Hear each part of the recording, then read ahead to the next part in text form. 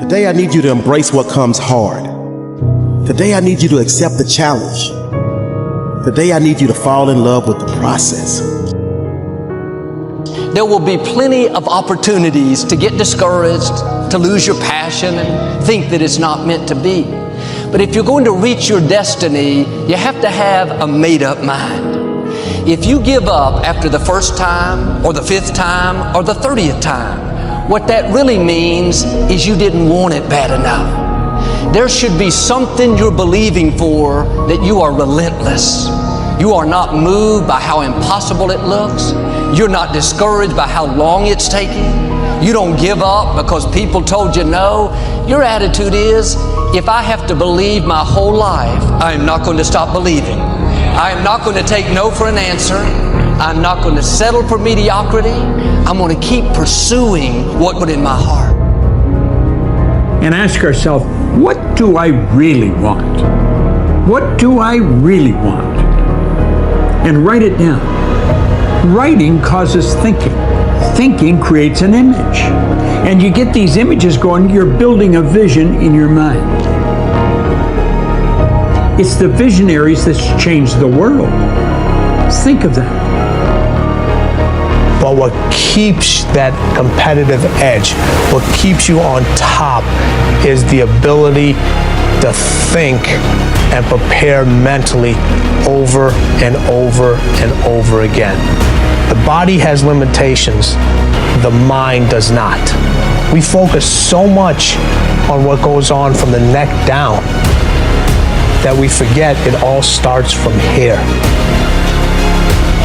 Everything starts from here. If you're not mentally ready,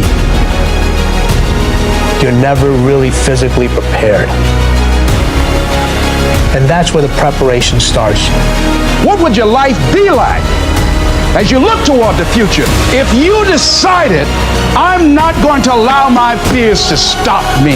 And I'm saying to you, whatever you got to do it, because if you don't, life is going to whoop you until you surrender. So when you're young and you make mistakes, don't let them eat you up. Because everybody that done made it. You got to fail in order to win. Hey, look, man, to understand how to hit the game-winning shot, you got to miss the game-winning shot. You know, you got to be tough because the road to success is always under construction. It's never a clear path to success. The people who become successful are the people who have a relentless attitude. And you just got to hang in there through the bad breaks, because the bad breaks is coming, but they usually come right before the big break is about to happen. You get a series of bad breaks and it stumbles up a lot of people. My life and my success is to say to anyone, you can stumble, you can fall, you can get back up again.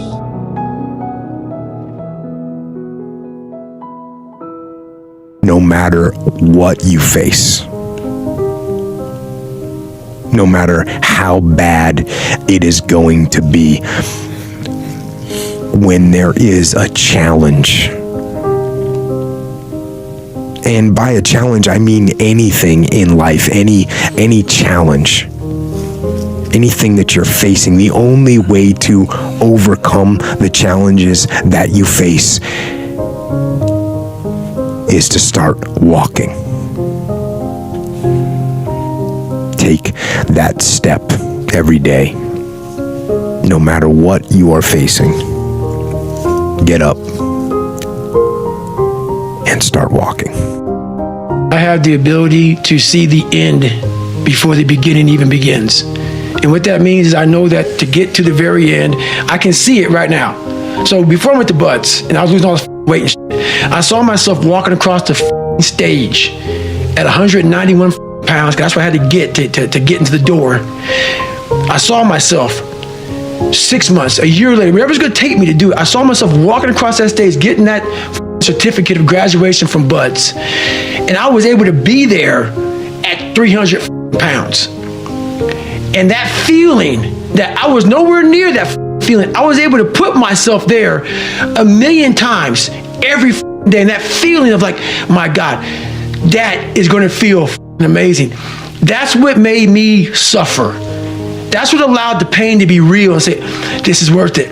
I want to feel for this next 18 months. It took me 18 months to finally become a Navy SEAL, to finally, just get through buds. 18 months. It's 6 months. It took me 18. That's what woke me up every morning. Was I'm gonna put myself through this much pain and suffering for a few seconds. That's all it is. A few seconds of joy. And it's so worth it, man. That's what people don't get. So I'm able to put myself at the finish line, even though I have no finish line, but at the finish line of an event before I even start to say, how are you going to feel at the end of this? Visualizing is my biggest tool of life. That's why I've been able to put myself in cold water, put myself in a 100-mile race millions of times before I've done it. And I'm able to go through the race and see how I'm going to feel at mile 50. Almost to the exact feeling. Right, so when it comes up, it's no surprise. It's no surprise. I've already done this a million times. I recommended the last time I was here, the little book, Richest Man in Babylon, and I said, I've lectured now to over 3 million people. Guess how many have actually gone and got this little book? Answer, very few. My best guess is 10%. Such an easy thing to do. This little book, number one, is easy to find. Number two, it's easy to buy. The most you can pay for it, $6, $7, $8. You can borrow that from your kids.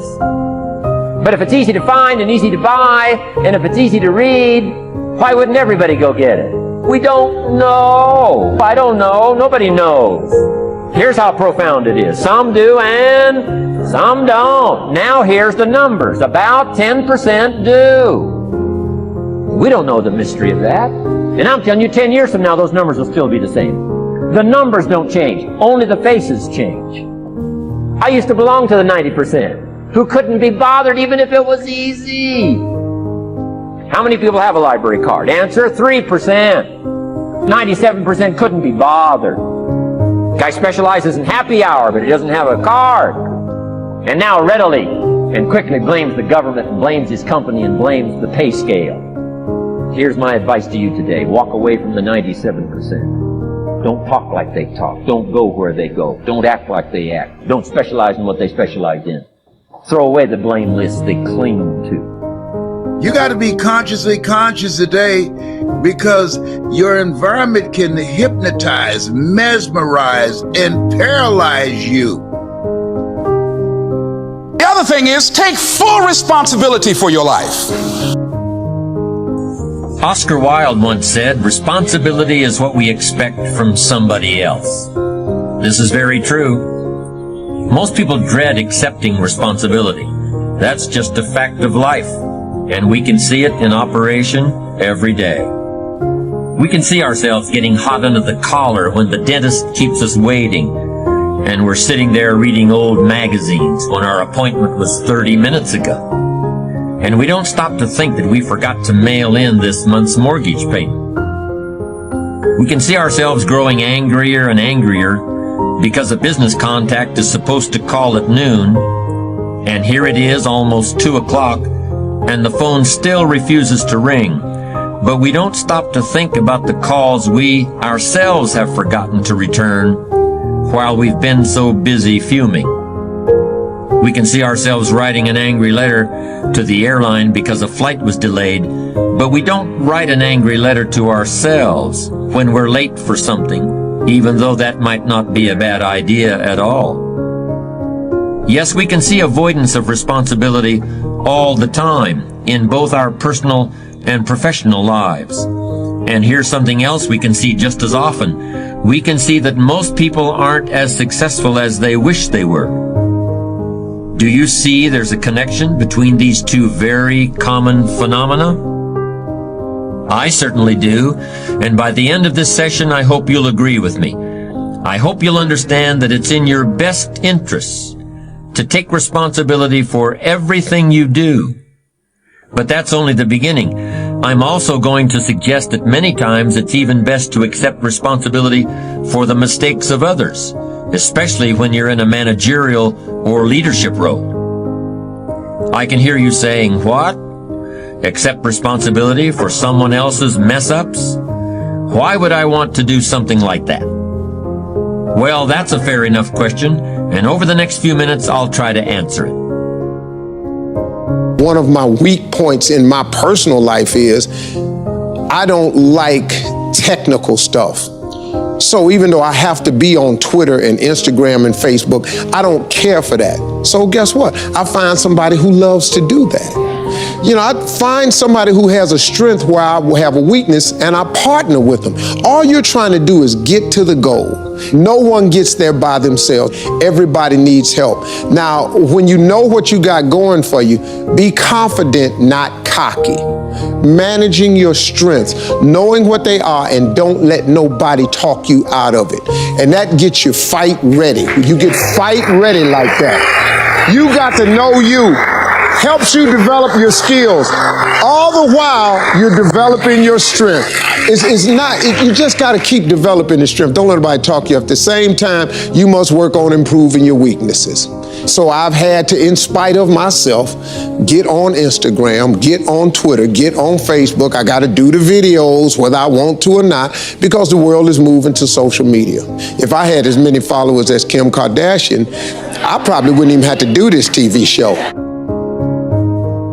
During the years when professional basketball was just beginning to become really popular, Bill Russell, who played center for the Boston Celtics, was one of the greatest players in the pro league. He was especially known for his rebounding and his defensive skills. But like a lot of very tall centers, Russell was never much of a free throw shooter. His free throw percentage was quite a bit below average, in fact. But this low percentage didn't really give a clear picture of Russell's ability as an athlete.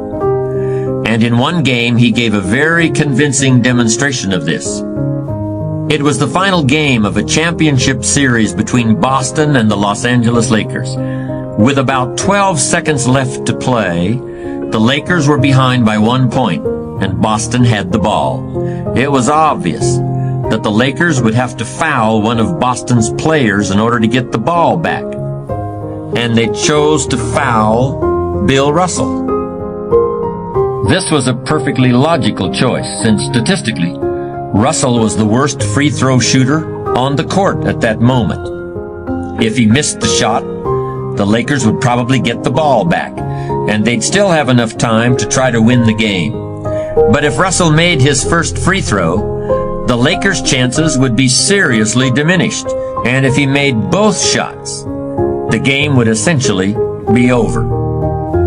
Bill Russell had a very peculiar style of shooting free throws. Today, no self-respecting basketball player anywhere in America would attempt it. Aside from the question of whether it's an effective way to shoot a basket, it just looked too ridiculous. Whenever he had to shoot a free throw, the 6'11" Russell would start off holding the ball in both hands about waist high. Then he'd squat down, and as he straightened up, he'd let go of the ball. It looked like he was trying to throw a bucket of dirt over a wall. But regardless of how he looked, as soon as Bill Russell was fouled, he knew the Celtics were going to win the game. He was absolutely certain of it.